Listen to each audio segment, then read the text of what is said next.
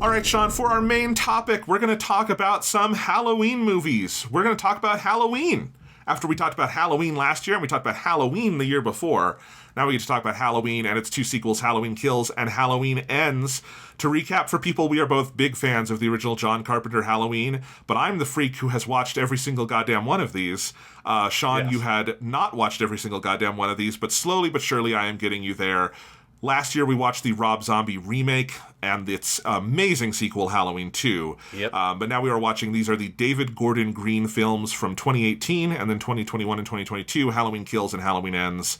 And I wrote a big piece on these back in 2022 when Halloween Ends came out that is honestly the thing that got me sort of back into writing movie reviews regularly, because it's one of my favorite pieces I have ever written about anything, and it kind of re-sparked something in me.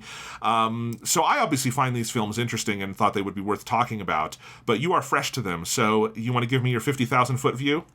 Yeah, I don't love any of these movies. I don't think they're particularly good. I think, it's a weird thing where the first one is clearly, the most sort of, competence, is a mean word to use, but it's the most sort of proper movie production kind of movie. Halloween 2018 is an easy movie to recommend to someone if they want to just watch a Halloween movie. And I mean that both in a movie in the Halloween franchise or a movie for Halloween that's a horror movie. This is easy. It's not the best Halloween movie ever. It is totally fine. It is perfectly entertaining. If you want to watch a horror movie on Halloween 2018 is a perfectly fine pick. Halloween Kills and Halloween Ends are, I think, way more interesting movies than the first one of these. But they would be hard movies to recommend because they are strange films. I read your reviews, and there's stuff I generally agree with you. I think we kind of fall on different parts on how much we like the end result. But they are movies that really kind of, I think, struggle with trying to sort of stick the round peg in the square hole of making this kind of legacy sequel thing, but also make a slasher movie at the same time. And I think Halloween 2018 has the least interesting answer to that, which is to make an okay slasher movie that has a bunch of references to the original Halloween. Halloween Kills maybe has the most interesting one, which is it just sort of throws those two things together and doesn't give a fuck about whatever comes out the end of it. And that movie is very weird. And then Halloween Ends has this other response where it kind of isn't even really a slasher movie. And that's kind of part of its answer to that conundrum. But yeah, they're strange films. I absolutely understand why you wanted to, why I think you're attracted to them and why I'd want to do them on the podcast. At the same time, I would struggle to call any of them particularly good. Yeah, and I totally get that. That is, I want to stress, this is not, with Rob Zombie's Halloween 2 from last year, I think that is a masterpiece. I think that is a great movie, and I think people who have not given it a chance are doing both it and themselves a disservice. If you tell me you didn't like Halloween Kills because it's weirdly paced and it made you feel bad by the end because of its overall message, I understand that. I'm not going to tell you you're wrong about that. I do think if your review of Halloween Ends is, but it wasn't like they showed in the trailers. That's a dumb review of Halloween Ends, and there's better ways to engage with it. The one of these that I truly do like is Halloween Ends. I really do like that movie. It is the other, Halloween 1, Carpenter is number 1, Halloween 2 by Rob Zombie is the number 2, and then there is some space, but my third favorite Halloween movie is Halloween Ends. And I do think it is a special, very weird little movie that I appreciate. And I was surprised at how much I still liked it on a second viewing this time. But the big change for me is, I honestly, watching these again, Sean, I think Halloween 2018 is honestly kind of bad. And I really liked Halloween Kills and Halloween Ends again. Because again, and this is part of my point of my review, is I'm almost taking good bad out of this. It's just, is it interesting or not? And I think Halloween 2018 is a very boilerplate version of what this kind of thing is. And I think what's interesting about Kills and Ends is they are insane people's versions of what this is. They break so many rules of modern sequels, and I like that. Give that to me more. I want more movies to take weird, wild swings. If we have to play with IP this much, let's make it fucking weird. Yeah, and I think I generally agree with that. For me, I don't think for either Kills or Ends, I don't feel like the execution is there. In the way that when I watched Rob Zombie's Halloween 2, I mean, that's a weird fucking movie also that is taking some fucking huge swings, and I think it nails basically every swing it takes. And the execution is so strong there.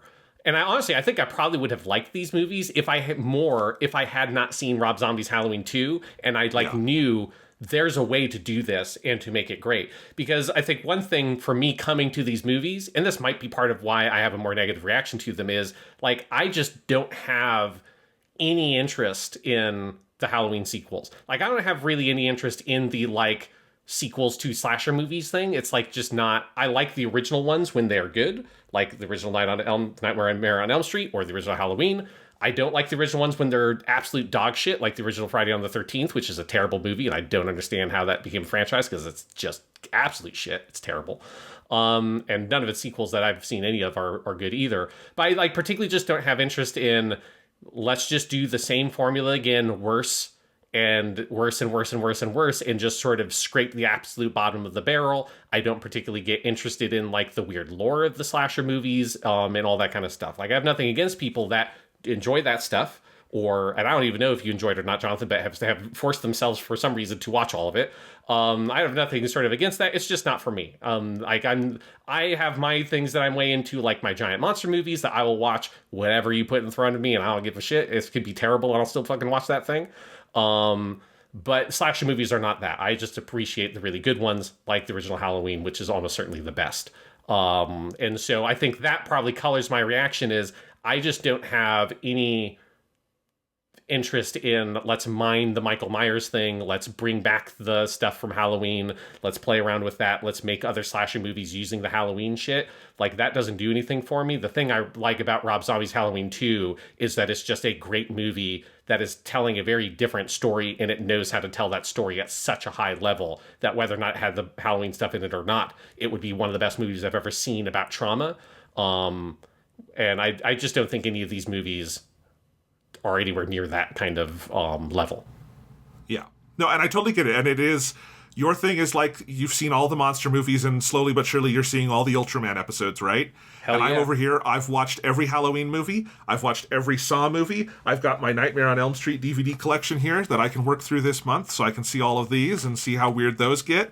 And I am interested in these things. I think it's a weird kind of like ongoing iconography thing that, you know, part of why I respond to Halloween Kills is because I have seen every other Halloween movie, and Halloween Kills has seen every other Halloween movie, and it is thumbing its nose at those movies in an interesting way, right? Like that is part of it. So our positionality absolutely does matter here. Yes.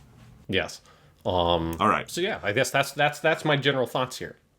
Well, should I give the little bit of history lesson since we are on Purely Academic and we're trying to be purely academic? Yeah, let's learn a little bit something about Halloween. So, obviously, last year on the weekly stuff, we talked about Halloween and Halloween 2 by Rob Zombie. After the 2009 Halloween 2, there were various attempts made to continue the franchise. Rob Zombie was not involved because Halloween 2 is one of the weirdest movies ever released by an American studio. This was the Weinstein Company, and Dimension Films had the license at the time, and they spent time developing a Halloween 3 that would pick up from the zombie film, but with different writer-directors, where Michael would pursue Laurie to the mental hospital she was institutionalized in at the end of the theatrical cut of 2, which is such a lame pitch for a sequel to that Halloween 2. Oh my god. Can you imagine, Sean? The most depressing movie ever to watch. That, like, just from like an artistic perspective, is like you have this guy make this truly incredible film that is doing all these amazing things with this set of characters in this world, and then you just go and make the most boilerplate sequel to a Halloween movie ever. It would be staring into the abyss for sure. I'm glad that they did not do that. Yeah. So then the next pitch was Josh Stolberg, who was a writer who later did a bunch of horror, including he's worked on some of the recent Saw movies.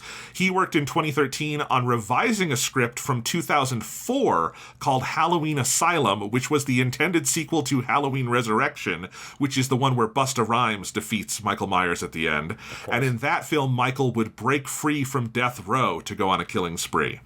Production on Halloween 3 was eventually rebooted, now as Halloween 3D, but Harvey Avatar Weinstein... Yes, Avatar was out. And Harvey Weinstein wanted it to be a found footage film to capitalize on paranormal activity. But the cast and crew so disliked that idea that it eventually died, which, thank you. Thank you for fighting Harvey Weinstein wherever we can. And then there was later on a reboot titled Halloween Returns, which would pick up after the original Halloween 1 and 2. The original ones being the Carpenter Halloween 1 Yes. and then the Halloween 2 in the hospital. And that was worked on. What it would do is it would follow Michael. It would be a period piece set in 1988 where he would be escaping his execution because a power surge happened, and then he would go on a rampage in the town of Russellville, Illinois. I don't know why they were that specific about where in Illinois he would pursue, but I do think it is funny that that detail exists. That is pretty good. Eventually, Harvey Weinstein and Dimension Films lost the rights, and then in 2016, this is when Blumhouse, which is the big sort of horror powerhouse in the world right now, they were becoming ascendant.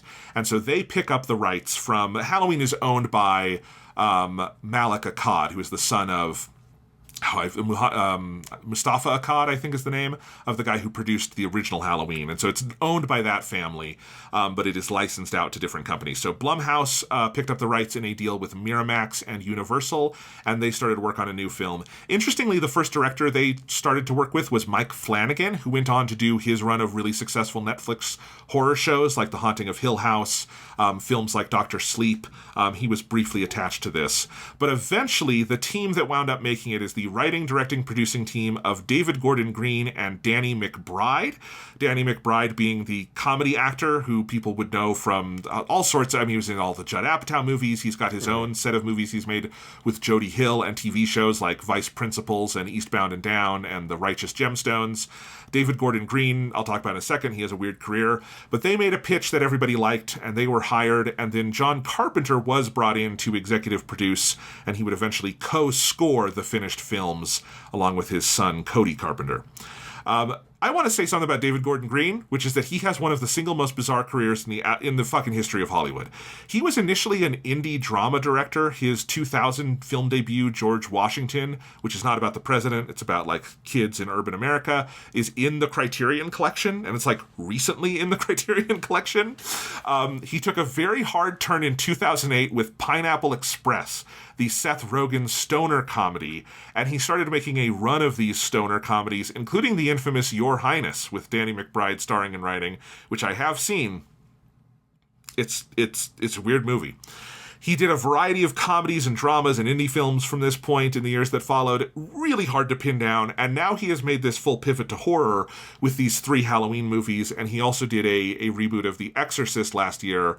Was it The Exorcist?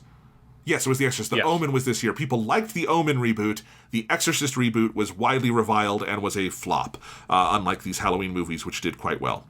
So Halloween 2018, which is just called Halloween, which, God damn it. Why? Yeah. Why do we do this, Hollywood? It's so stupid. In any case, it was released in 2018. It was an enormous hit, and like a hit on a precedent that like no one could have predicted. It opened to a $76 million opening weekend. It grossed $260 million worldwide. This was on like a $20 million budget. It is easily the highest grossing film in the Halloween series. It is easily the highest grossing slasher film of all time. Massive hit. Obviously, they greenlight a sequel. The plan was to do a 2-part sequel, the same way like, The Matrix or Pirates of the Caribbean did it. But eventually, due to scheduling and production issues, the second film, Halloween Kills, is filmed on its own, but with the intent that they would then film, what they had written as the third movie. It is set to release in October 2020. 2 years after the first film, but COVID happens. So COVID happens, and the release is delayed a full year. Halloween Kills winds up releasing in October 2021 to theaters, and it was simultaneously on Peacock. So its grosses were lower, although they were still really high when you consider that it was also streaming on Peacock. It had a $50 million opening weekend. It made $130 million worldwide. Less than the first film, but still comfortably the second highest grossing film in the franchise and the 4th highest grossing slasher movie, depending on how you count slasher movies, because it depends on what you consider a slasher movie. I would call the Saw movies slasher movies. Torture porn, I think, is just an offshoot of that. Some people would not call those slasher movies. So There you go. But considering it had that Peacock release, really high grosses, and then Halloween Ends obviously had its production delayed by COVID. in that time, McBride and Green, and they've talked about this fully throughout their original plans. So they had a different third film written and ready to go. You can very much tell this when you watch Halloween Kills and then you watch Halloween Ends. The original plan is that this whole trilogy would happen on the exact same Halloween night. It would all happen on Halloween 2018. And there's an alternate ending of Halloween Kills on the Blu-ray that is a much more direct cliffhanger setup where Laurie grabs a knife and prepares to go kill Michael. And they changed that ending because what they made with Halloween Ends is a different movie. So instead, they wound up writing a very different movie that is set 4 years later. They initially talked about working COVID into the plot somehow. That is not in the finished movie, but I think you can really obviously feel how COVID affected Halloween Ends. Like, it is a movie that is sobered by what happened in between in, I think, a very real way, and it's something I like about that movie. Halloween Ends is less successful again, but it is still a very big hit. It opened to $40 million. It grossed $104 million worldwide. This is on a $30 million budget. It's very good for a horror movie. It is still the third highest grossing of this franchise. It also had a simultaneous Peacock release.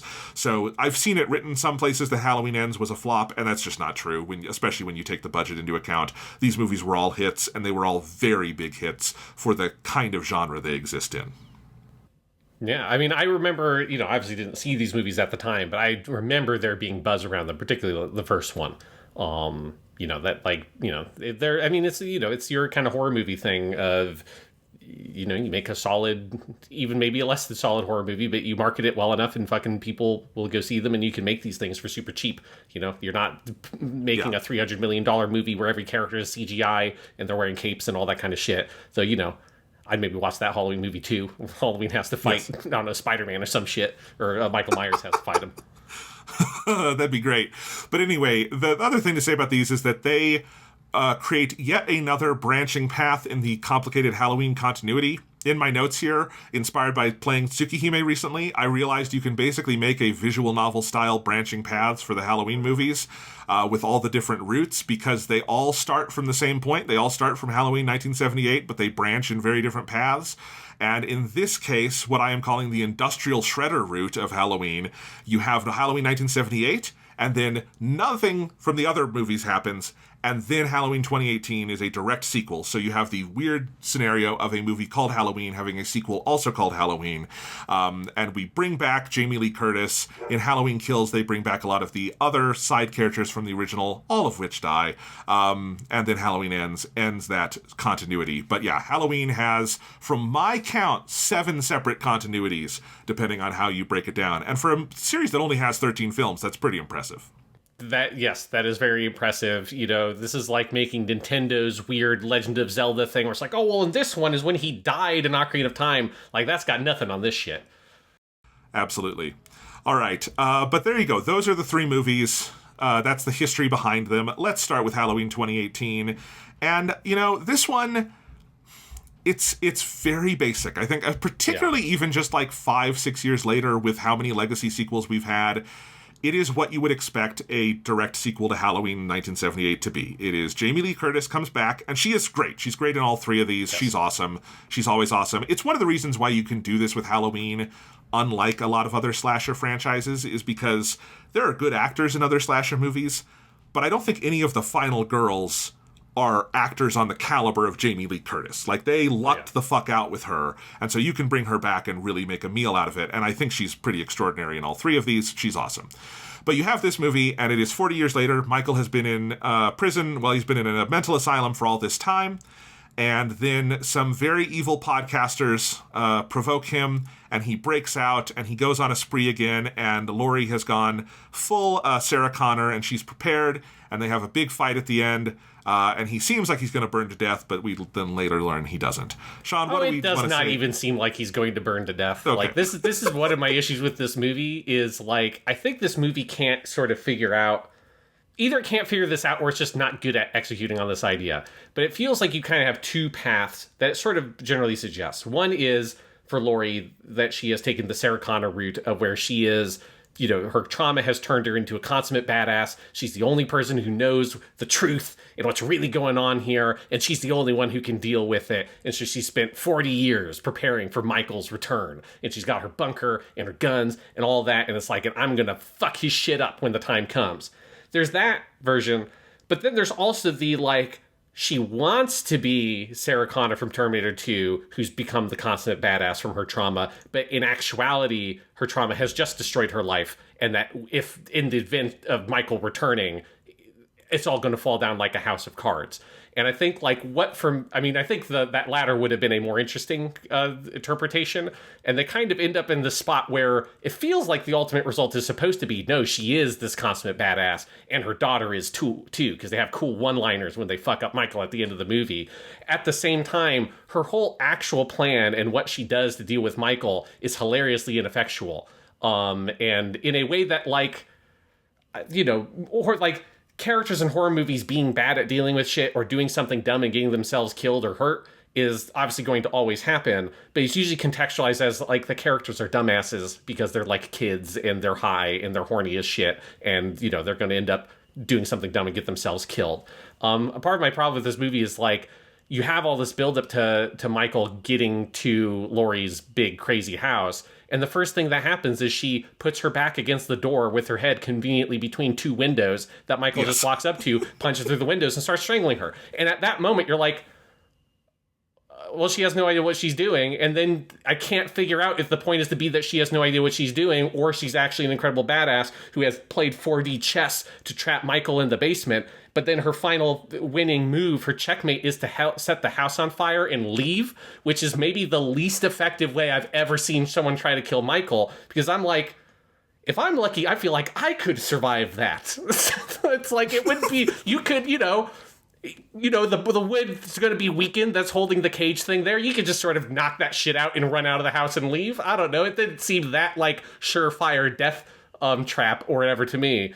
And so there's a weird tension in this movie where it both needs dumb shit to happen for it to be the slasher movie, and Laurie has to do things that don't really make sense in order to put herself into jeopardy.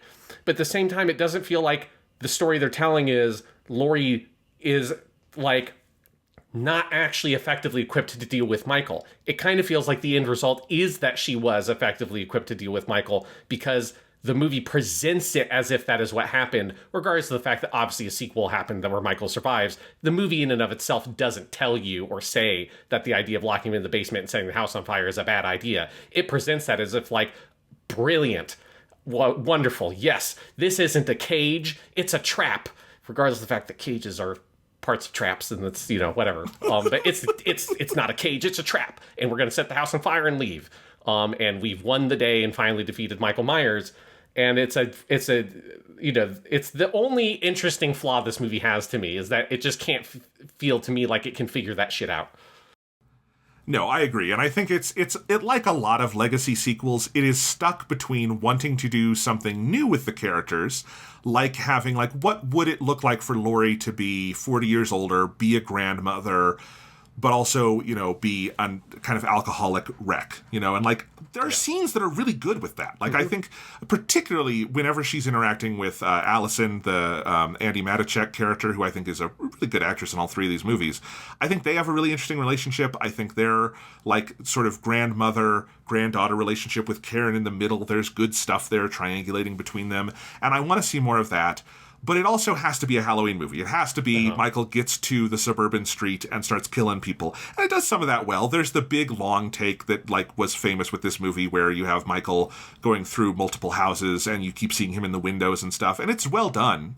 But I don't think either version of it, the straightforward slasher movie or the straightforward legacy or the meaningful legacy sequel, are as well done as they could be, It kind of winds up in a no man's land between the two that ends on there's things I really like in that climax. I think the idea of Laurie going through the house, checking rooms, locking them off as she's kind of trying to get Michael into one area. There's some good stuff there, but I agree. It feels like they're driving away in the truck at the end, and it's hard to know what exactly you're supposed to take from it. Yeah. I do like all the shutters, although it is very funny that she has one super creepy mannequin room that she keeps. Yes. That's I have the one room that's just, for whatever reason, I made all the other rooms super easy to clear, but I have this one fucked up mannequin room that is the one that I can't, if someone hides in there, it's impossible to find them. It's some of that stuff is again, it's just it's the story they're trying to tell, I think, is very hard to do when you also have to have it be a slasher movie where these people are being fucking idiots. And it's just like, this is a character that shouldn't be acting like an idiot based on what it feels like you want us to understand or believe about them. And that can be very frustrating.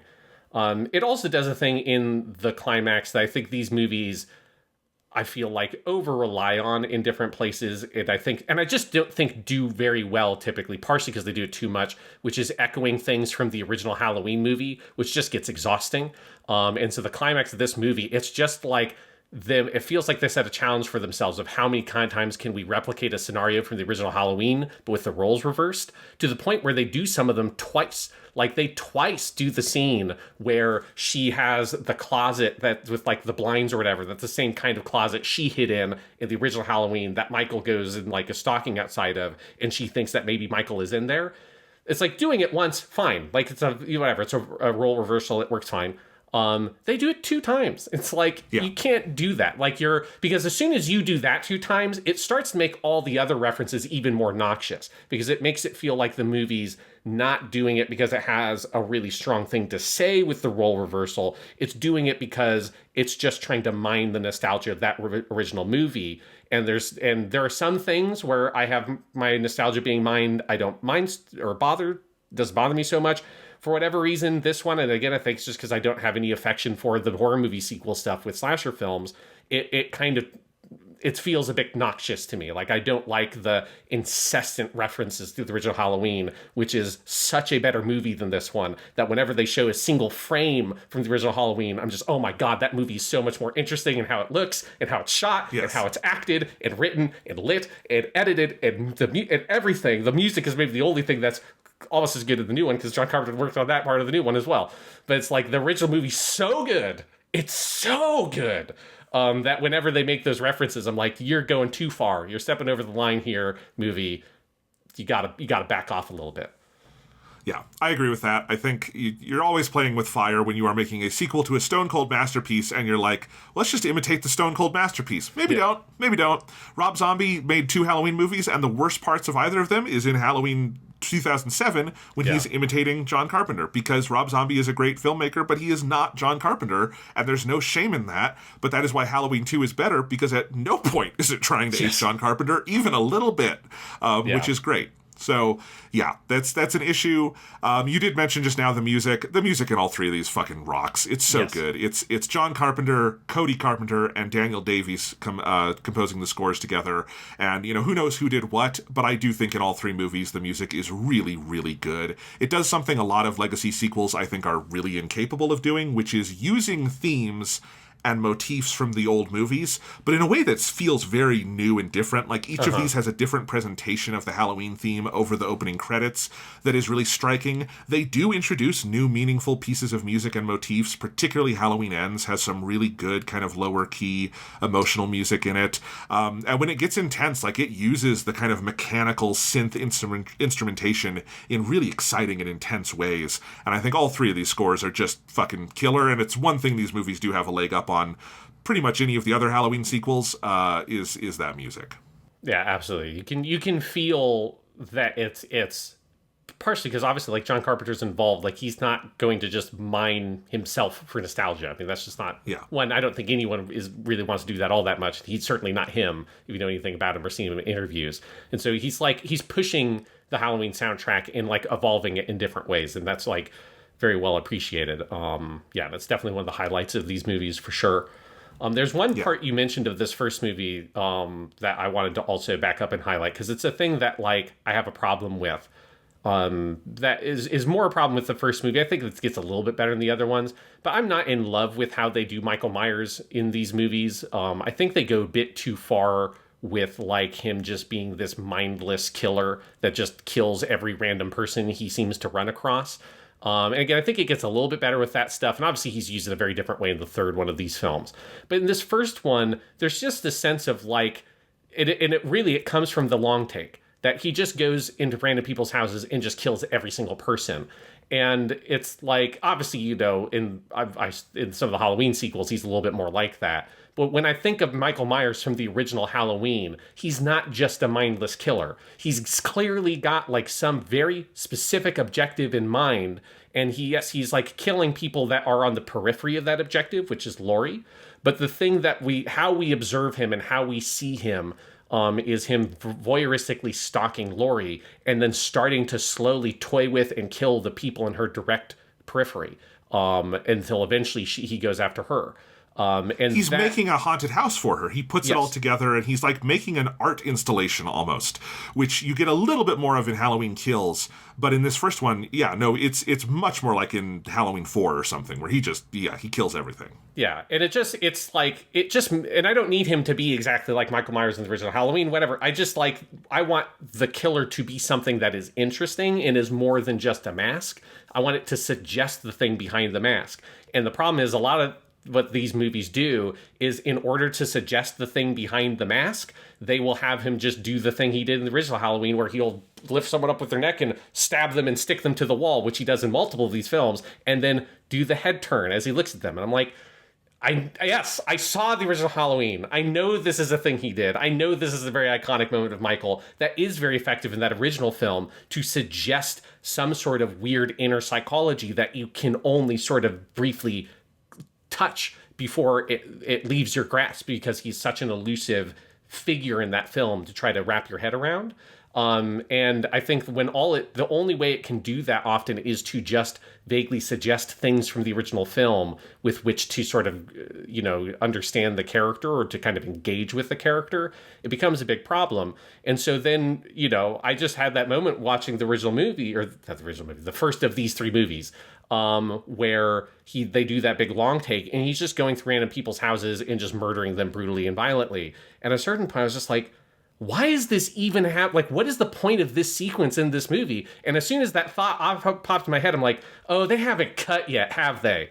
And as soon as that thought popped in my head, I'm like, oh, fuck this movie. Like, this is the only reason the scene exists. Is because it's a big fucking long take. It's like, go fuck off.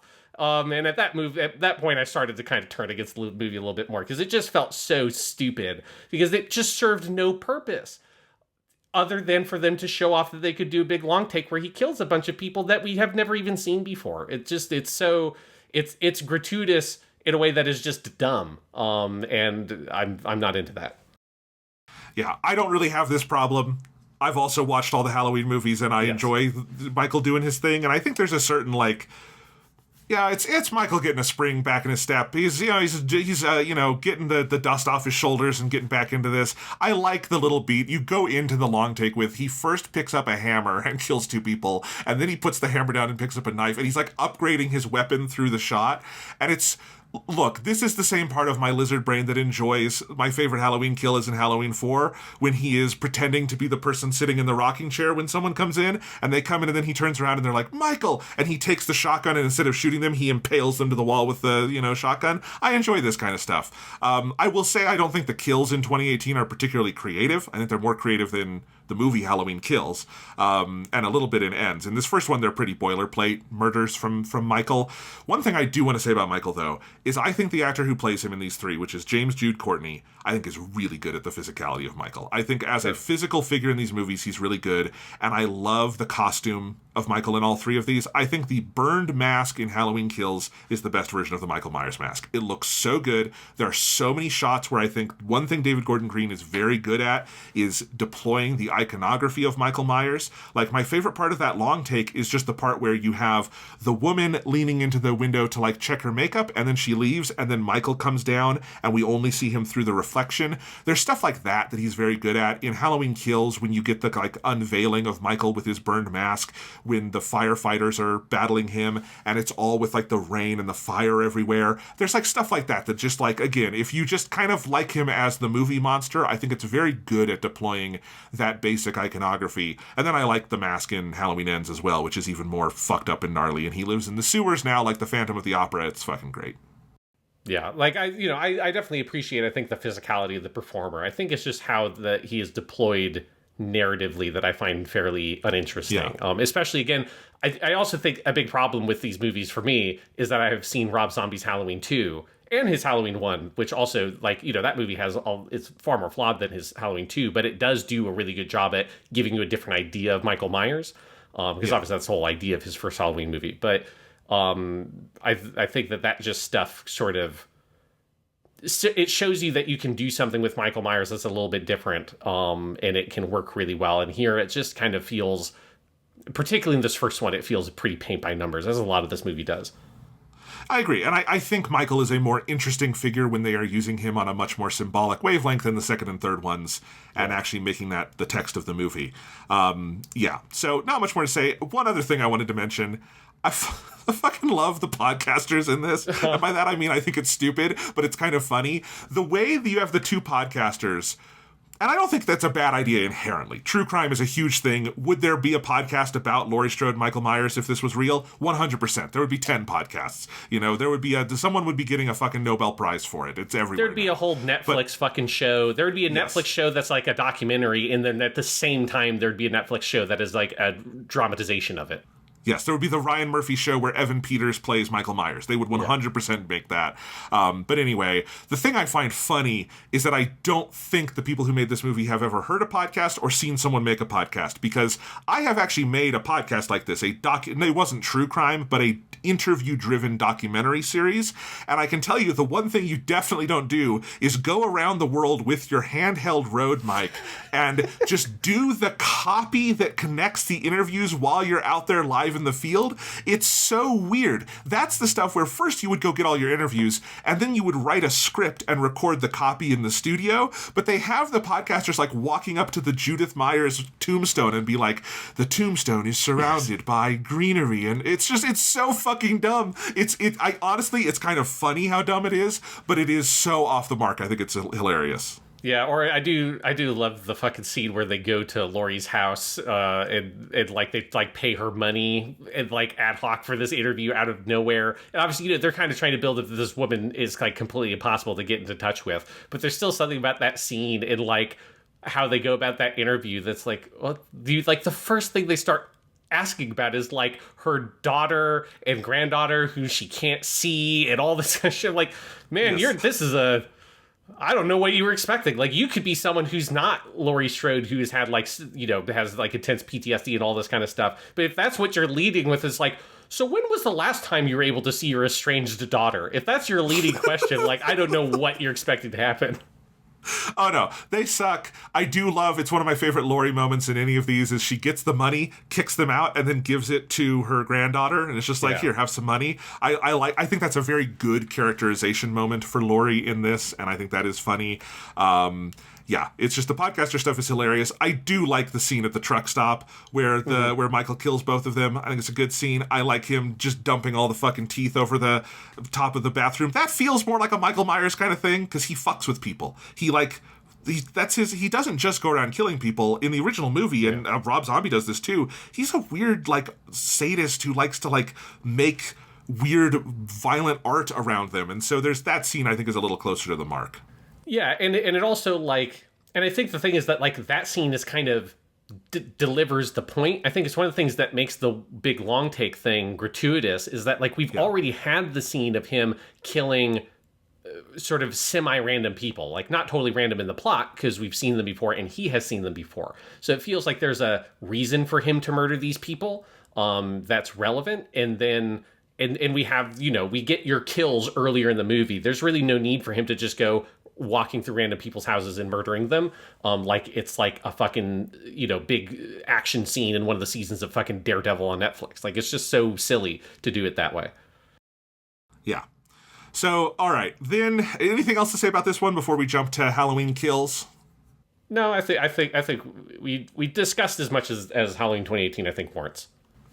And that's the thing. When I originally watched all of these, I think my view was, in a conventional sense, 2018 was like the most competent. But watching them again, I just think Kills and Ends are both better movies and more interesting movies. Because, like, at the very least, they are trying things. They are taking swings. I think they have themes that are more readable. And Halloween Kills is a very flawed movie. Yeah. But I think it is fascinating. And the whole germ of that big essay I wrote, Sean, is that I saw Halloween Kills, and the night I saw it, I went, That was okay. It was one very good. And then I couldn't stop thinking about it because I think Halloween Kills is so extreme. It is such a different movie than 2018 or really any of the other movies in the series because it is the sequel to this very conventional legacy sequel. And it doubles down on the legacy sequel stuff in one sense, in that we bring back Tommy Doyle, and we bring back Lonnie, and we bring back the nurse who worked with Dr. Loomis, and we bring back all the kids she babysat, and we bring back Sheriff Brackett. And other than Nancy, the girl she babysat, they all get fucking killed, like, brutally. Everyone gets killed brutally. Most slasher movies end with some kind of absolution. There's a reason the term final girl exists, is because as gnarly as these movies are, they usually want to send you out of the theater with some sense of like, but goodness won in the end, and somebody survived. And like, that is often, or I mean, I wouldn't necessarily say that's how I would describe Halloween 78, but Halloween 78 ends on a note of, like, ambiguity, not Laurie is dead in a pool of blood, right? Well, yeah, well, like, the way they typically end is, like, you have the seemingly the righteous have prevailed. That, like, the one good person in the cast of assholes has survived, you know, hurt, traumatized, but has survived. And everything seems like there's a bright, hopeful future. Or is there? Or is there, right? Dun, dun, dun, dun, dun. And that's, you know, then fucking, you know, Jason's, like, little kid body jumps out of the crystal lake and all that kind of, you know, that's how all of these movies end. It's like, oh, you know, we defeated Freddy. Or are we still in the dream? Dun, dun, yes. Right? It's A Nightmare on Elm Street is probably the most different in terms of rejecting this logic because it's really, like, heavy on it in a way some other movies aren't at the end. Because it suggests possibly nothing you saw was real because that movie can do that in a way other movies can't because it's about dreams. But Halloween Kills, it is Michael. For one, he kills more people than he has in any other movie. I don't know if any slasher villain has ever killed this many people in one movie. The official count on the Blu-ray has a kill count bonus feature is 31, but it is definitely higher than that because he doesn't kill all the firemen on screen. And there's at least 11 of them, and I think they only counted 7. I think the count I've seen, if you tally up 2018 and Halloween Kills, because they happen on the same night, is he kills like 60 people, which is like, that would be a, like, global news event, obviously. Yes. If one guy came to town and with a knife, not even with a gun, just with a fucking knife, killed 60 people. But so he kills way more people than he ever has before. He is incredibly brutal. There is no real rhyme or reason within the movie as to who gets to live and who dies. It is nihilistic to everybody. It really puts Haddonfield under the screws. It really puts all these people with their own narratives under the screws. And the only person it really has sympathy for by the end is Laurie, because she's the only person effectively, like, saying how bad all of this is. And so it is this bruised, angry slasher movie that ends with this sort of message of, you're all kind of fucking stupid for thinking you're better than the slasher. And I think on a metatextual level, it is also about how the only thing that ultimately matters in the furthering of this genre, of this series, of any of this, is the existence of the person doing the killing, and anyone who ever tries to tell themselves otherwise is an idiot. And I think it is kind of a fascinating movie in how bleak a portrait of its own genre it paints, and I find it kind of compelling for that. I also think it has, like, fun, goofy, good kills throughout, and I think it has a better energy than 2018, but boy, is it a bizarre movie. Yeah, and I think I can see what you're saying with what it's doing genre-wise, but it might be because I don't watch 100 of these movies that, like, for me, I guess that's just sort of like how I think of all of the sequels to these movies is basically that. Like, you know, like the slasher genre is, you know, one of the most, like, sort of, I feel like, codified genres, just in terms of, like, the things you expect and the way these movies work. Like, partially because there's just so many of them, but there's such a formula. Obviously, there are lots of movies that break the formula, but there is such a formula to how slasher movies work and function.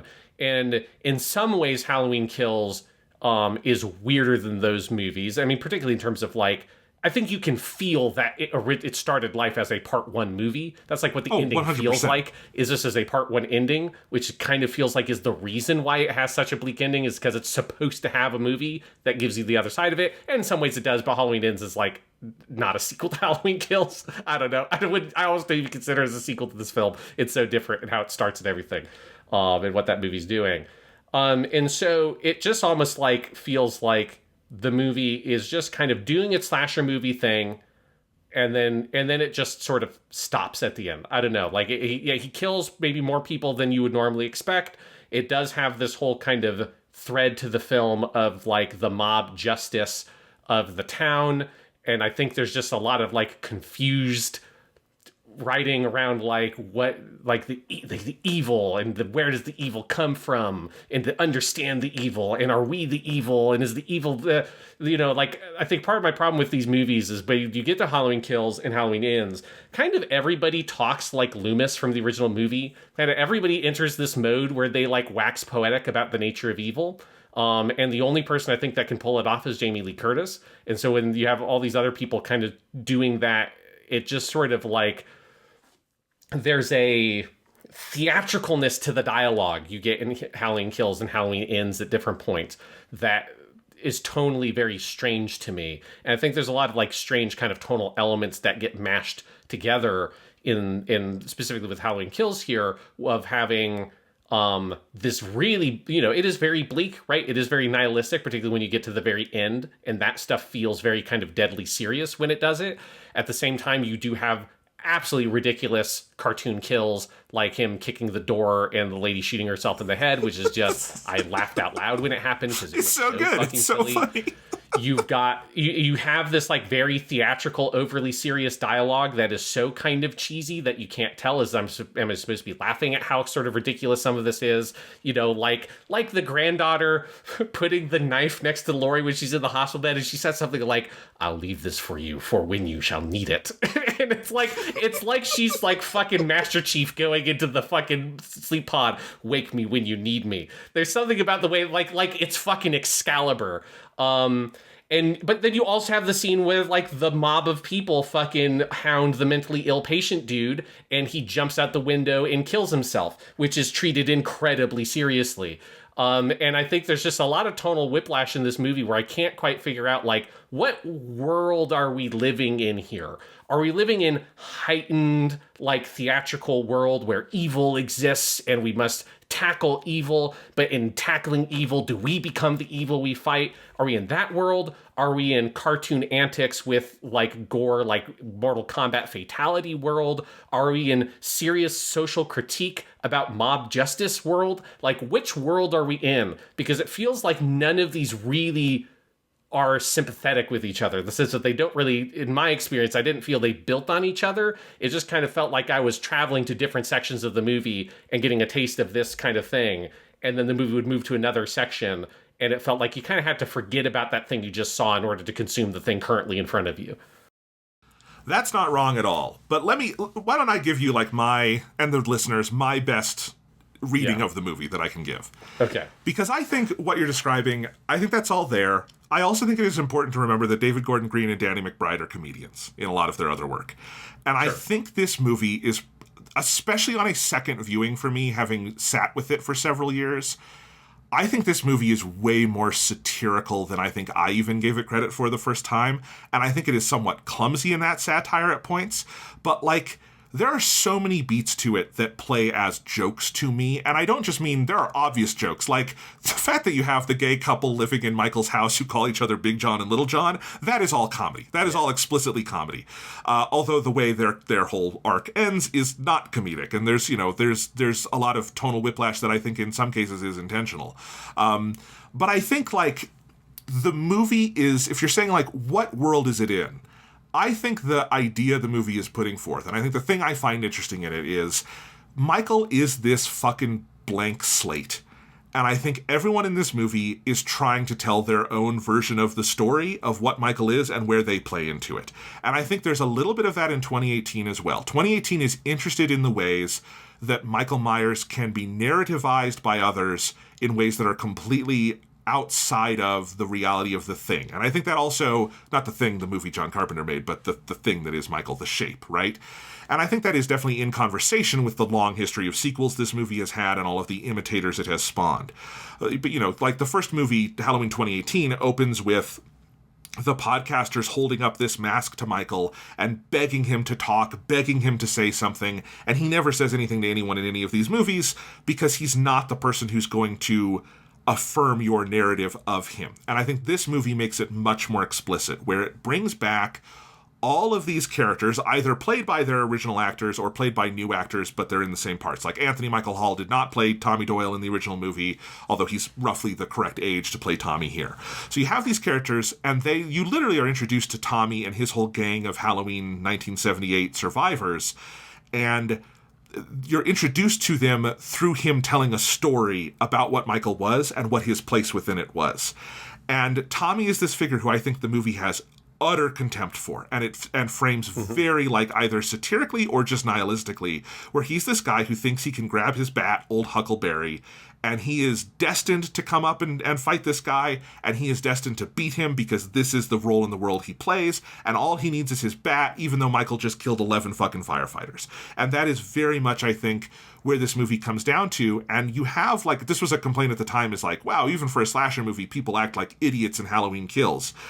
They do. They absolutely do. You have Lonnie and his son Cameron both independently go into the Michael Myers house completely alone, and they both die like absolute fucking idiots. But I don't think you can look at the movie doing that and say, like, man, they just had no idea what they were doing here. It's so intentional. It's so silly. It's so over the top. And it is consistently all these people trying to make sense of this thing that they cannot make sense of, and they keep fucking dying for it. And the lesson, I think Laurie does get to this place to some extent and ends, although I think they're always a little confused on it, is that Laurie is also one of these people telling herself this story, and she's wrong about it. And that is part of the plot in Halloween Kills, is all this action is centering on this hospital that everyone thinks Michael is going to because Laurie is there, and he's never even vaguely headed to that hospital. In Halloween 2018, he would never have wound up at her house if the crazy doctor dude we didn't talk about didn't take him there and set him loose. Michael is like, what version of Michael Myers do they have here? In my old review, I called him the Energizer Bunny of stabbing. That is very much their vision of him in this movie. He's just the thing that goes and stabs, and it's all the people basically create their own deaths by getting in the way of that thing. And I don't know, there's something like weird and off about that in terms of how it is presenting sort of the slasher mythos that I find interesting. And I think that's what this movie is doing that interested me at the time and still does now, even though I think in doing that, it definitely has a lot of rough edges. Yeah. I mean, I think, like, as an idea, it's good. But I don't feel it in the movie. I don't feel like in the action of the movie. Like, I definitely recognize that it's the thing the movie's trying to do. Like, I don't think you're wrong about that. I just think the movie is so clumsy about presenting that idea that it becomes kind of torturous to tease it out from the, like, actual experience of watching it to me. And I think it's partially because of the sort of like weird tonal realms that the movie moves between. Because it's like my two favorite sequences in the movie are either Big John and Little John. They rock. I love them. Yeah, or it's the big mob justice scene in the middle where they, hound the mentally ill dude to jump off the thing and kill himself. And those are sequences that are so wildly different.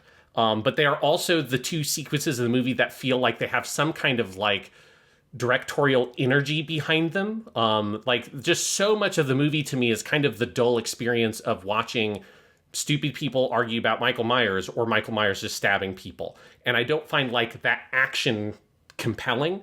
And I found it like in watching the movie, that experience very, very repetitive because it just feels kind of like Halloween 2018, but more on a micro level, very paint by numbers. And the fact that there's no, I think, the fact that it's like this kind of half movie, that Laurie's whole function in this movie is to be in a hospital bed for the whole thing. There's just a sort of tedium to the broader plot structure of the film that makes like the act of trying to tease out this idea that is there, that I think is clearly there. It is obviously what the ending of the movie is about, like is specifically what the ending of the movie and the whole monologue and Michael getting up and killing all these people is about. Like, it feels like it's such a it's such a kind of thorny way to get to that point, that it becomes very, very, I found it, again, kind of like tedious to get through it to that ending. And again, I totally understand it. And, when I say this movie is interesting and I like it, it's almost more in the film school way of like, yeah, it gives you something to chew on and to talk about. And, in film school, we're not just writing movie reviews. And I don't even know if the piece I said is a review. I don't even know if I would call that a review of these movies. I probably wouldn't. Okay, yeah, because I'm not really trying to tell you, are they good or bad, or should you see them? I'm trying to tell you what I can get out of them, and that is more the goal of, like, academic film analysis. And that is what I get out of it. And I do think there's something in the ending that sparks for me of him, of Karen gets him out to the whole mob, and they all get him, and they all come down, and they, beat him to death, and they shoot him 5 times, and they stab him. And I think that scene, like, the music is really good. I like the framing of as he's pulling on the mask as they're all coming at him.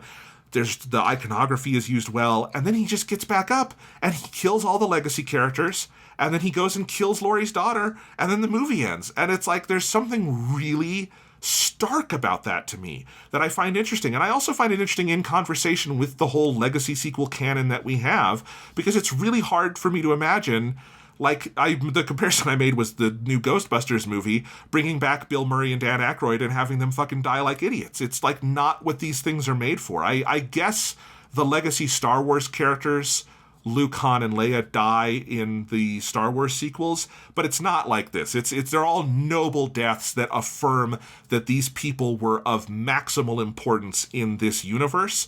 And the point in this movie is these people were of absolute minimal importance in this universe. And, like, in conversation with the Hollywood landscape we're in, I find that interesting. And I think when you look at some of the sheer vitriol that met this movie, I think some of it is from that. I think there's plenty of totally legitimate reasons that you have outlined to, like, dislike this movie, but I also think there's a certain discomfort with it. Like, Halloween 2018 is Halloween as comfort food. I don't think you can say that about Halloween Kills.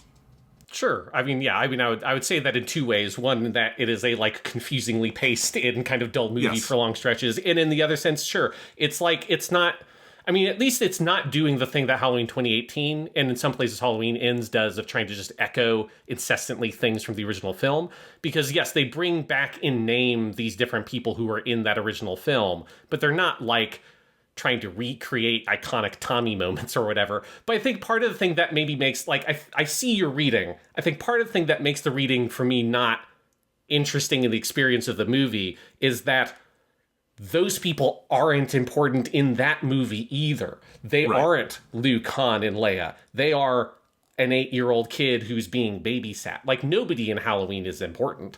We imbue Laurie with some importance because she survived and because Jamie Lee Curtis is an incredibly charismatic actor. And we obviously imbue Michael Myers with a lot of importance because he does have importance, because he is a symbolic figure of, like, such immense power, both in and outside the film, that he inherently has a lot of importance. But all the people who get killed in Halloween Kills that are technically legacy characters are not interesting people from that original movie, because all the interesting people from that original movie either survived and this movie does nothing with, like Laurie, or the actor died in the intervening years, like Donald Pleasance, and therefore Dr. Sam Loomis cannot be in this movie. And so it's like, like, yes, on paper, it brutally kills the legacy character. That's crazy. But in the actual moment, it killed the guy who they told me was the kid from Halloween who watched the thing from another world on TV. It's like, okay, I don't feel any connection to that little kid, nor does, even if they built that connection, would I feel that it was significant as an experience as a viewer. But I still think that's kind of what is interesting to me about it, because that describes a lot of the character callbacks in a lot of these stupid movies that I've had to sit through more of them than you have. And I just don't watch these movies, so maybe it doesn't give you a lot to chew on. But, like, that's a thing that, like, so many of these Hollywood IP Fest legacy sequels that we're doing, there's so much about, like, here's where you're supposed to stand up and cheer for minor character A who steps in. I mean, fucking Deadpool and Wolverine, Sean, has a moment where you're supposed to cheer for Channing Tatum because he's playing the character he was signed on to play but never did in a movie that never literally existed. Like, how much more unimportant can you get in some of the fucking IP slop we have now? And I kind of appreciate Halloween Kills going, and they were all unimportant because Michael fucking stabbed them. There's something like in the meta text that I latch on to because of that. Sure. I mean, I can see, I feel like you've hurt yourself. Yeah. You've watched a lot of bad movies, Jonathan. And so, you need something like this. Because, I guess from my experience, it just felt like inevitable. Like, it just felt like, oh, we've brought all these people back into this slasher movie. They're all going to die because it is a slasher movie. And so therefore, like, here is your meat fodder to be stabbed, is how all those characters were introduced into me in my brain when I first met them in the film. So I guess, like, the impact at the end felt like the inevitable conclusion of this film was it was the thing you thought it was going to be because it is a Halloween movie. Yeah, and that's totally fair. Speaking of, you mentioned Donald Pleasance. Here's one thing I want to praise this movie for. There's the scene set in the 1970s after the end of the original Halloween where they show how Michael was captured in this continuity. And there is a moment where someone comes on screen and it is Dr. Loomis. It is not a CGI or deepfake or anything like that. It is actually the, I think one of the special effects artists from the movie in makeup and costuming that makes him look like Dr. Loomis. And then it is a sound-alike who has done Donald Pleasance, not just in this movie in 2018, but in other cases as well, doing the voice of Dr. Loomis. And I appreciate, at the very least, if you're going to do that, like, brief appearance of Dr. Loomis, it's not a shitty CGI recreation. It's actual human beings. It's an actual voice actor. I am much more on board with this kind of thing when it's that, and it is not CGI Grand Moff Tarkin, or it is an AI algorithm doing Luke Skywalker's voice on The Mandalorian. Yeah, I mean, it's definitely preferable to that shit. It still has, like, this, like, weirdly uncanny effect of where it's like, it's so obviously not Dr. Loomis, and yet it so desperately wants to look and sound like him, that I probably would just avoid doing it. But it is a better way to try to do that moment than, as you say, creating a digital corpse to puppeteer with CGI. Because it also looks better and more convincing than any CGI. Like, that's the thing. This is a much cheaper movie than Star Wars. That approximation of Dr. Loomis looks so much better than, like, CGI Leia at the end of Rogue One or CGI Tarkin or any of these. Like, again, I think in either case, I just wouldn't do it. But if you're going to do it, if a fucking cheap horror movie can do it better than your goddamn $200 million Disney movie, maybe we all need to think about this longer. Yes, very true. Yeah. All right, finally we have Halloween Ends. Halloween Ends is one of the weirdest sequels to anything I've ever seen in my life. Yeah, I mean, again, it's almost hard to sort of think of it as a sequel because, as you laid out the production history, like, that Halloween Kills is this, like, half movie. It is effectively a part one asking for there to be a part two. That part two never got made. And I guess the implied part two is a very different movie. The implied part two is Laurie Strode going to therapy for a film and getting her life in order. And Michael Myers just never shows up, which would be great. I would love that movie. But we basically get this sort of, like, Halloween 4, where there was a whole stretch of time Laurie got her shit together. She's living with her granddaughter. We've sort of the mom died at the end of the last movie, where it's referenced broadly, but we're just not going to think about it too much. Whatever, that character got killed, and we didn't actually make the movie that dealt with that character's death, so we're just going to move past that. And you have Halloween Ends. Jonathan, would you call this a slasher film? It's tough. I think it's tough. I think on a second viewing, I would, because I think it is critically engaged with the shape of a slasher film, even though it doesn't necessarily conform to it. Like, it has the lowest body count of most, not of any Halloween. I think Halloween 1 still has the lowest body count. Yeah, for Michael Myers, Michael only kills 2 people in this. Corey kills 4 or 5, but Michael only kills 2 people in this, which is by far his lowest ever body count in any movie. So it is obviously much more mundane. I think it is a horror movie. I think it is doing what I like from horror, which is taking complex emotions and evoking them in some heightened sort of symbolic setting. But is it a slasher movie? I think because Corey becomes a slasher, and because the slasher villain is presented in the metaphor of the movie as this kind of alternative to doing the work of putting your life together and living day by day and all of that, I think it is a slasher movie in that sense. But if you wanted to argue it is not a slasher movie, I would be open to that argument. Yeah, at the very least, it certainly is not formulaically what you would think of as a slasher movie. It's certainly in conversation with slasher films. Obviously, it's a fucking Halloween movie. But yeah, it's like, it definitely is. It is pushing the boundaries more than its two previous films in order to try to do something different. And I really appreciate what it's trying to do. I think, like Halloween Kills, the execution lets it down for me pretty dramatically. Like, I don't particularly like the film all that much, but I like what it's going for more than I do the other two films. I think maybe Halloween Kills was the one I found the most entertaining in some ways, but Halloween Ends, I think, is the most interesting, and I would say, in that sense, the best of the three films. It's my favorite of these three. It's the only one that I would really go to the mat for as something that I have some amount of passion for. I don't think it's a great movie. I think it's a special little movie for me. I like a lot of what it is doing. I think it is taking some interesting swings. And again, it's just because, like, this is the 13th Halloween movie. There's a lot of other movies that have been inspired by Halloween. I think it going for something else is fascinating.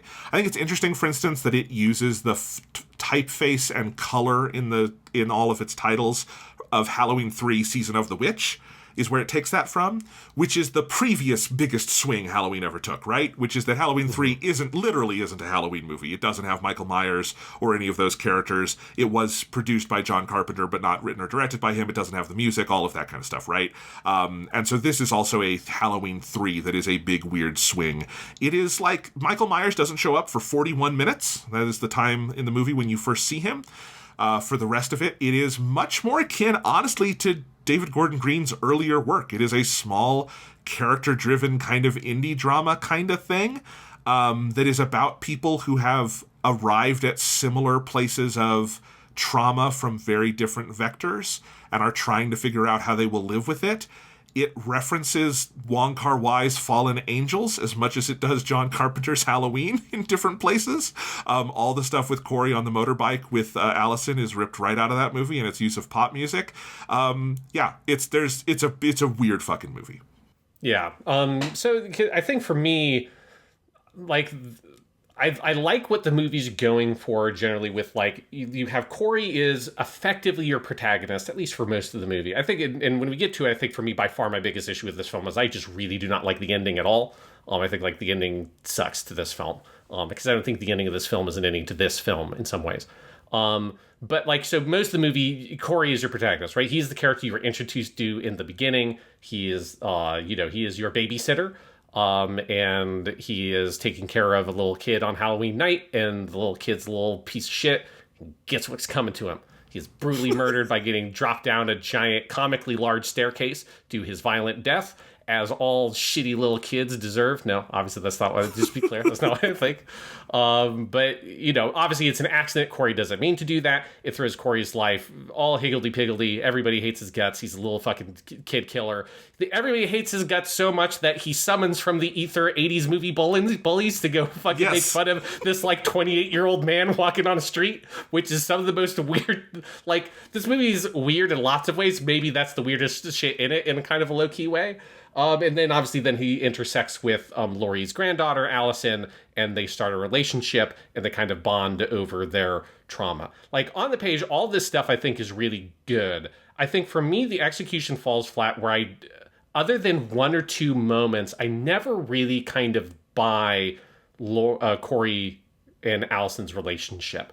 There's something where it's like, I feel like the movie has a little bit too much on its plate with, like, Michael Myers and especially Laurie, who takes up a lot of oxygen in this film, even when she's pretty tangential to the primary action of the film for long stretches, that I just struggle to really feel the pathos in the relationship. Because one aspect of this movie, just on its sort of core construction, is it is effectively a Romeo and Juliet story. at a certain extent, because it is star-crossed lovers who come from two opposing families. One of them is the Strode family. One of them symbolically is the Myers family, right? Corey becomes the successor of Michael Myers and starts killing people with a little bit more intention than the first time.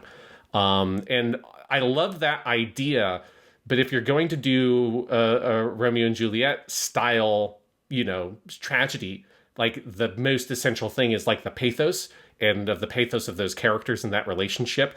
And that's the thing that I found lacking. And I think it's like a hard thing to pull off, because it's like in a movie, you only have so much space to do it in, and you have to do a lot in small spaces and make lots of little moments, do lots of things at the same time. And there's only one scene that I really feel like really nailed it, and it just came too late in the film, which is the scene where Corey and Allison are on the rooftop of the radio station and looking up at the big radio tower that's lighting up, and they talk about when he was there as a little kid and all that. And that was like the one scene where I'm like, yes, this is what this relationship needs to be.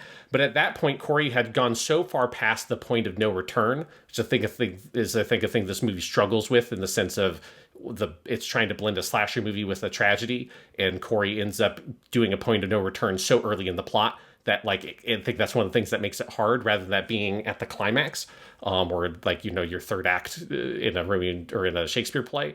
And it just makes it so that the relationship is, to me, a relationship more in theory than it's one that's been fully executed for the first half of the movie, that when the payoff is meant to come, the payoff isn't totally satisfying. And then that payoff also gets robbed by this movie needing to be an ending to a trilogy of films rather than an ending to a movie unto itself. Yeah. So I don't inherently disagree with any of that. I think some of this just comes down to the subjectivity of what works for you and what doesn't, right? And the Corey Allison thing works for me. I like both performers. I thought they had good chemistry. I like a lot of their scenes together. I think the cinematography in this movie is really nice and evocative. I like how physical and tangible the town feels this time around. I don't think this movie literally had a lower budget than the other two, but it feels like it had a lower budget, and I kind of like that. I kind of like that it just feels a little grimier. It's absolutely anachronistic. It's not just the bullies. The whole movie looks like it's set in the 80s. There's a scene where Corey pulls out a smartphone and starts texting, and it's like, no, this movie totally happened in 1985, didn't it? And of course it did not. But there's a certain like valence where it does that. I'm okay with that kind of thing, to be clear. There's lots of movies that do that. That's totally fine. I think like the bully thing is just, it's very silly, but this is also a movie that like prominently features a radio DJ. So, yes.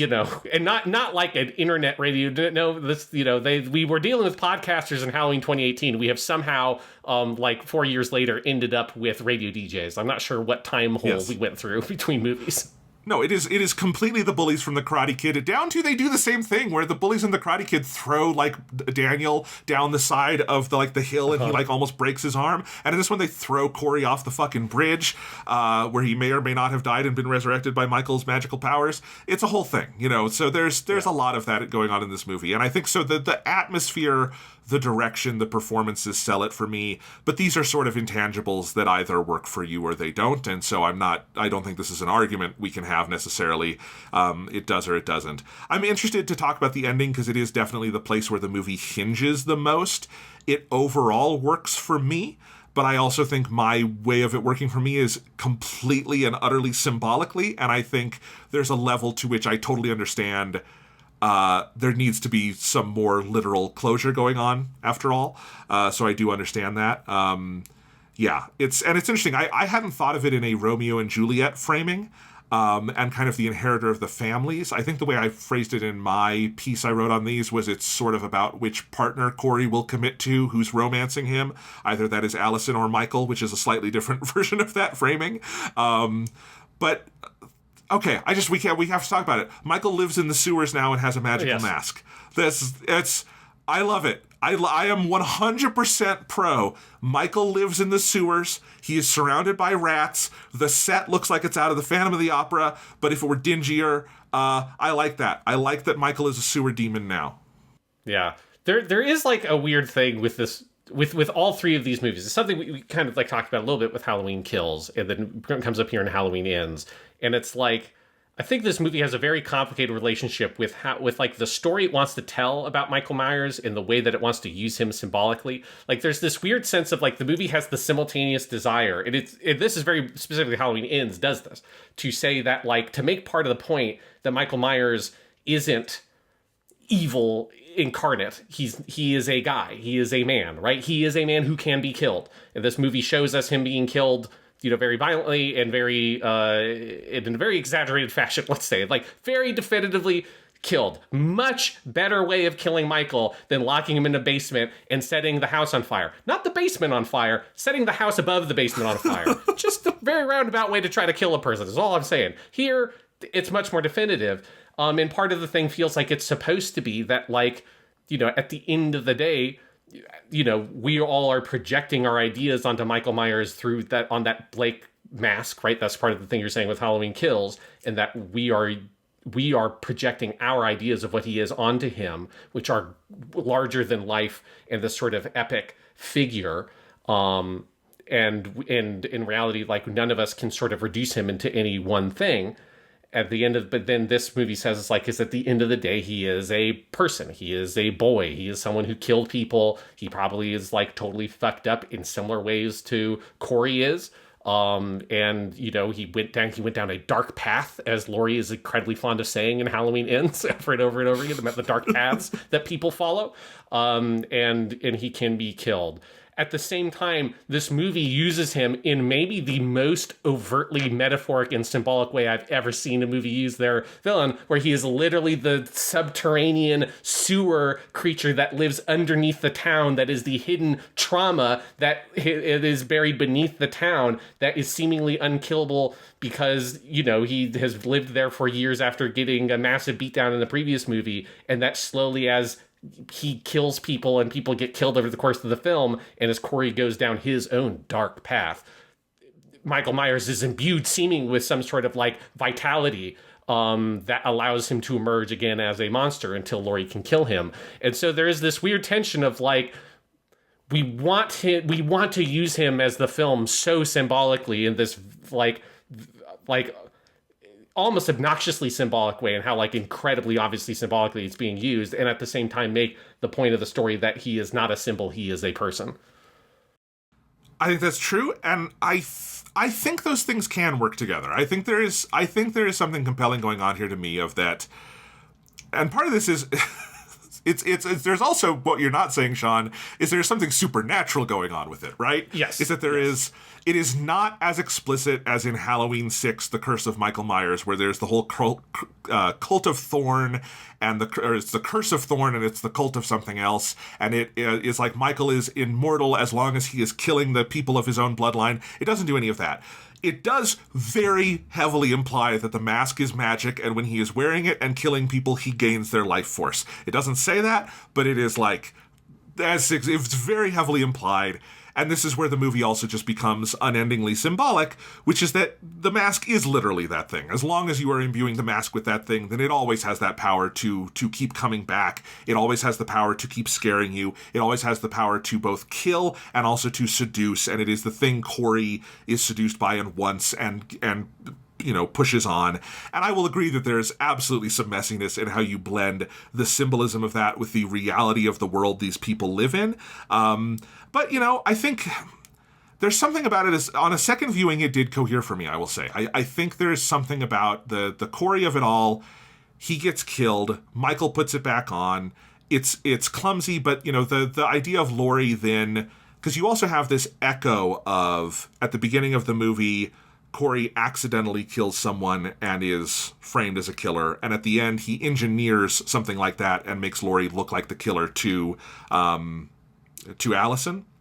And in that case, the curse of Michael Myers, we might say, gets passed from Michael to Corey to her, and Laurie winds up putting it back on Michael and killing him in a very physical, very ugly, very down-to-earth way, where she literally rips off the mask and does it without that on. And so there is this like supernatural component, and then there's also this symbolic component. And in the end, the mask is just sort of sitting in her living room, devoid of the symbolic weight it has been given.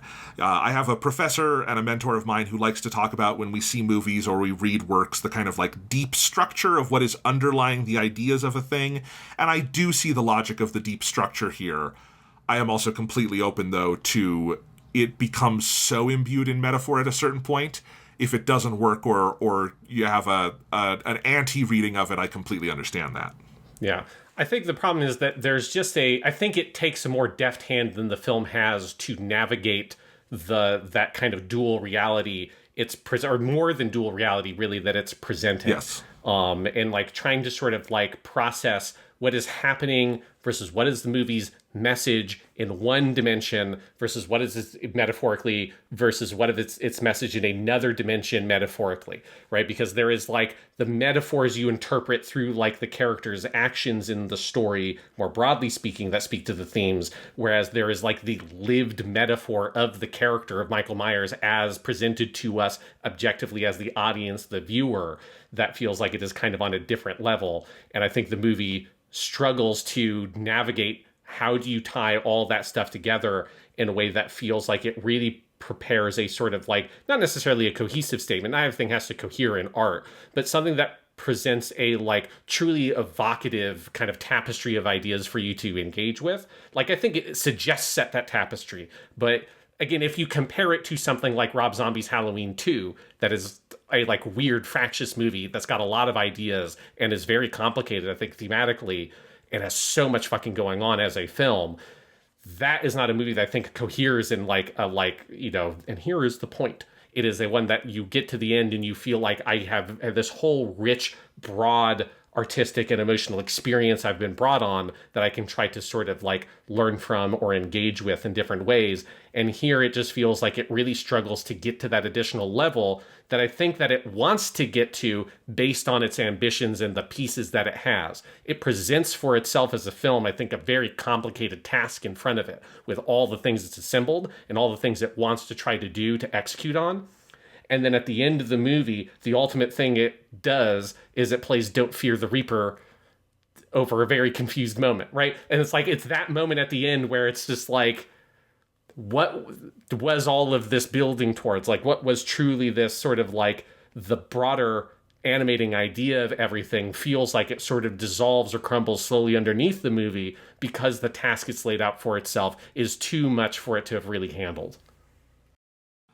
So that, yeah, and that's not my reaction to the movie. I understand why it's yours. I do want to double down on the Don't Fear the Reaper thing, because this created a very rare tweet from Sean Chapman in that you were apparently moved enough by this. I don't find it that weird. I don't. Okay, but you were very, and just to back up, it's not completely out of the blue that they used the song. It's in the original Halloween. Several different Halloween movies over the years have used it.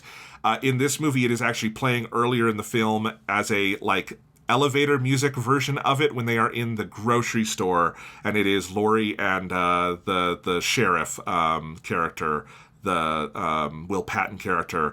So there's some other. It isn't just a completely random out of the blue use of the song, but. What was it's not random and out of the blue. Here's let me lay out why. So this is the hardest I've laughed at anything in a very long time. Was we go into the A minor arpeggiated chord at the beginning of Don't Fear the Reaper, one of the most iconic chord arpeggios in the history of modern popular music. Because here's the thing. So the ending of this movie I find very sort of confused, where you have Corey does the thing where he stabs himself to spite Laurie, and I liked what you presented. I did not feel it in the moment, but I like your idea of the like trying to sort of create the accidental death that he himself experienced. Like I think the reading's maybe a slight stretch based on, but I'd have to rewatch that sequence, like thinking that, because I didn't. Oh, they repeat lines from the beginning of the movie. Okay. It's very direct. Like the cinematography, it's at the bottom of a case of stairs. There's a lot of like things that are trying to mimic that. Yeah, I think for me, like the thing I struggle with in that moment, honestly, is maybe even less the Corey thing, and it's more the Allison of it all, of where, so he stabs himself in the neck, Allison walks in, sees it, it gets the desired effect momentarily, she leaves, but then as she is leaving, Michael Myers comes in, there's a whole, little Michael Myers with Laurie thing, and then immediately Allison has to turn around and come back. And I think there's something of like the, like, sort of flatness with which Corey's death doesn't meaningfully impact the end of the movie that feels odd to me. There's like the speed with which it must shift from Corey is dead, he has killed himself, which I just think like it doesn't feel like a thing that was fully built up in terms of the character psychology, that he would do that he'd take his own life purely to spite Laurie Strode. But that's a bigger, different kind of thing. But he does that. In with a handful of minutes of the movie, that has been basically washed away because we must move into dealing with Michael Myers. Allison must come back and realizes the whole thing was a misunderstanding and helps her mom kill Michael Myers. Michael Myers gets killed. They do a giant town procession to destroy his body, and he is dead for good. He has been grinded to fucking dust. It's over. Michael Myers is dead. And then you get this very sweet little ending where, all the Corey stuff, whatever, it happened. Big deal. And then Laurie gets to, ride off into the sunset with her new romantic interest to go see the cherry blossoms in Japan, which is like a nice, sentiment to end the movie on. And then you get this echo of the ending of the original Halloween, where you get these shots of the empty house, and you have what I think is supposed to be muffled breathing, but it's so low in the mix that it almost sounds like someone left a mic on and someone's like wrestling in the background of the scene. It's sort of a strange effect. But of course, the original Halloween movie, the ending of that movie is shots of empty spaces in the house in the neighborhood with Michael Myers breathing over the top of it, which of course was a thing that had happened earlier in the film. It was set up to create the sense of he is out there. Not only is he out there, he is everywhere. He is like the evil that lurks in the darkness of this suburban neighborhood is here eternally, and it cannot be escaped because it is like woven into the fabric of what it is to live in suburbia, to live alone, to live in a neighborhood, and to live isolated at the same time, right? There's a lot that moment is doing in the original Halloween. Here, I find the echoing of that ending very confusing, because is it supposed to be tense? Is it supposed to suggest that something lurks in these spaces? Or is it supposed to suggest that nothing lurks in these spaces because we have done the healing work and we have killed Michael Myers? And so they're like bright and happy looking rather than being very dark, and covered in shadow in night. And there is some kind of sound that I don't know if it's supposed to be breathing, but there's some kind of sound, but it doesn't have the same kind of ominous effect. And then from that you get and when you play Don't Fear the Reaper, I have been so conditioned by watching movies that song is always used ironically, right? That the song says Don't Fear the Reaper, but you play it in a movie where the implication is one must fear the Reaper because the Reaper exists. He's Michael Myers, whatever. That's why it's used in the original Halloween. It's an ironic use of the song. There's something about using it so straightforwardly literal. Like, no, don't fear the Reaper because it's fine. He's dead and it's over and everything's fine. That there's just something about the straight-faced, like, nah, dog, don't fear the Reaper, I find hilarious. Like, I just find it so funny how literal that song feels in its implementation at the end of this film. And I think it's because it comes at the end of this, what I found a very confusing sequence that I just couldn't figure out. What am I meant to be feeling from this? Because I don't know what I am feeling. I don't know. There's just, I'm getting like a weird mixed messages about what you're doing. It feels like a strange way to try to echo this original film that I don't know what you're going for. And then from that to be just like, Don't Fear the Reaper. Because it was used in the original movie, I guess, is why we picked it. But I don't know how intentional the like comedy of the sort of like double irony of the use of that song was. So that's why in my tweet I said I found it like the funniest song use of a song in a movie I've ever seen, and I can't tell how intentional it was because I don't know. Was it them just saying, well, it was in the first movie, it's an iconic song, let's use it? Was it them thinking 4D chess with like how the song is used and it being sort of metatextually ironic because it is so overused, not just in the Halloween franchise, but in movies in general as a statement of irony? I don't know what's going on there, but doing a moment that is like, we don't need to fear the Reaper and playing a song that is Don't Fear the Reaper is funny. It is funny. I will say I don't have any of this confusion over the ending of the movie as you do. And part of it is I've seen the movie twice, once in theaters, once here with my studio headphones on. I don't know what you're talking about with like the breathing on it's silent to me when I listen to it. Actually, maybe it's almost I had like an auditory hallucination because it's obviously it's meant to it is echoing the visually Yeah. But it sounded like there was something going on. Maybe I was just like, I was filling in the gaps because I expected there to be breathing, because it so clearly immediately is echoing that ending. But it sounded like there was something happening. But again, it just is like a very muffled, weird audio that I couldn't figure out what it was. Well, in any case, I mean, I think it's I think it's exactly what you're saying it is. It is a repeat of the ending of the first movie, but in this case, Michael is dead, and more symbolically, the trauma of these characters has been dealt with. Laurie has something to live for. It is about these places being still. I mean, these images are, in the original Halloween, it's all nighttime images. These are like sunset lit, like they're very like nicely lit images of the house. It is calm, it is peaceful. I think it's just a direct tonal inversion of the original movie. And then, yes, I mean, using Don't Fear the Reaper, I hadn't thought of it that way, but you're right. It is maybe the only non-ironic use of that song I've ever heard, which makes it ironic, right? Like, there's something about using it non-ironically that is inherently ironic, and obviously they're playing it over the mask now drained of power. Or maybe it's a setup for a sequel. Maybe it's a sequel, the next one where someone else, Officer Patton, he goes in there and he picks up the mask and now he's Michael Myers. Who knows? Yeah. I think one problem I have with, like, regardless of, like, I'd have to go look at the scene again of, like, what audio I was hearing, or if I was just sort of, like, filling it in my head, is I think regardless, I don't think the shots communicated to me the idea of, like, tranquility. Because I think there's something inherently about just showing a sequence of shots of an empty space like that is, like, kind of inherently discomforting. It is, like, inherently liminal. You are voyeuristically looking into this house, and there are corners in which you cannot see, and there are, like, things from which you cannot, like, understand, right? Like, I think the way that sequence is echoing the original ending of Halloween is capturing too much of the inherent, like, sort of eeriness of that sequence, that it doesn't, I think, effectively actually invert it. And perhaps that is why, like, I'm sort of, like, inserting mentally some sort of additional sound effect or something there, because it just feels so empty that it is almost, like, upsetting how empty it is, which I don't think is the intent of the film at all. The film has, like, an almost, like, oddly bright, happy, positive ending, given the events of what had happened not 5 minutes earlier, where the protagonist of the film stabs himself, then gets his neck additionally broken by Michael Myers, which felt a bit excessive. And then our main character kills Michael Myers, right? Not to say that, hey, Michael has asked for it. He's got it coming. If there's anyone who's that got it coming, it's fucking Michael Myers. At the same time, it does turn Laurie and her granddaughter into killers. There's something about the way in which the movie does not have any feelings about that at the ending of the movie, and then it presents us images of empty rooms with nothing, no commentary, and then it plays Don't Fear the Reaper.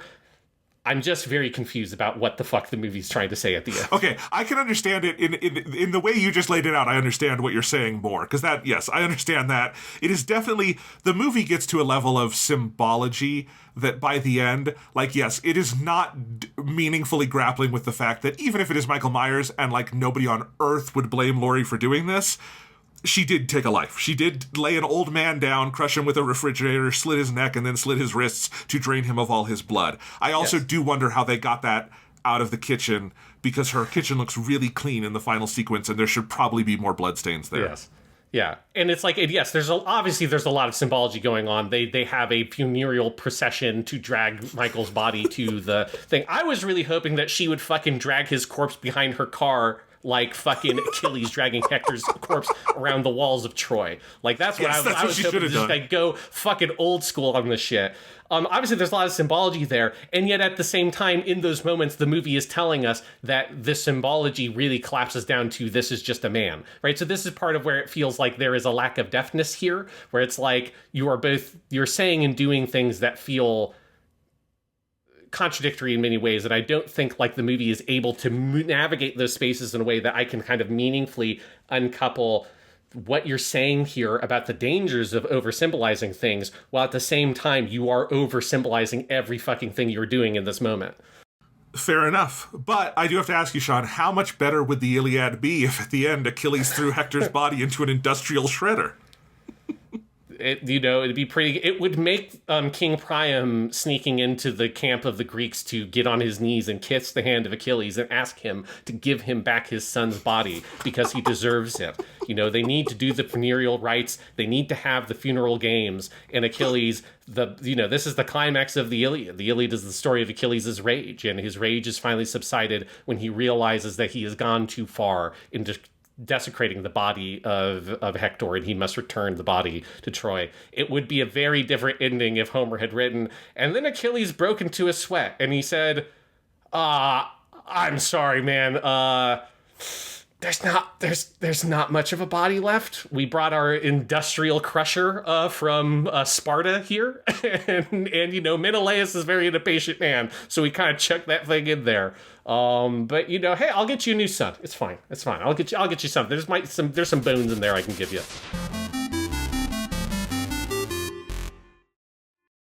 All right, Sean, we did it. Episode 2 in the books. We did it. October Purely Academic is done. This was a long one. There was a lot to talk about. We had a lot of Halloween to celebrate. We had a list to talk about. There was like a bunch of video games. We talked about the PS5. There's some fucking Joker movie or some shit you watched for some reason. I don't know. There's a lot going on. Next Halloween, which Halloween movie do you want to do with me next time? Well, I think we're out. I mean, there's no one called Halloween. We watched all the movies called Halloween. So I think it's, that's all of them. I would not put it past Hollywood to make another one, though, by the time we get there. So, Sean, what are we doing in November? There's a lot of stuff coming up in November, like Metaphor Refantasio, but what will be our main topic for our November episode? Yes. We, of course, will be playing Metaphor, and that will surely come up on the podcast in the future, but we're looking at the schedule, we're like, we're not going to finish that game in like 3 weeks. Yeah. So obviously we will tackle Metaphor when the time comes, when you're ready to talk about it. But, for October, we did a trilogy of movies, Jonathan, that you picked. And October is your birthday month. November is my birthday month. And I figured, hey, there's a trilogy of movies I have been wanting to do podcasts on for, Jesus Christ, a very, very long time. I feel like it's almost like a cliche in our podcast planning meetings now. I bring up this trilogy of movies like, we could do this one. And finally, the time has come, Jonathan. We are going to do podcasts on the Gamera Heisei trilogy of movies. These are the Gamera movies from the 90s. Gamera, Guardian of the Universe, Gamera 2, Attack of Legion, and Gamera 3, The Revenge of Iris. We're going to do all three of them because Gamera rules. These movies are some of the best giant movies ever made. And man, I've just wanted to do podcasts on them forever. Excellent, Sean. I am excited to learn all about Gamera. This is going to be so much fun. Sean, what kind of things do you think we're going to learn next month? I think we're going to learn the principles of physics at work in the world of Gamera that allow a giant spinning turtle to hover and fly through the air like nothing at all. It's really a sight to behold.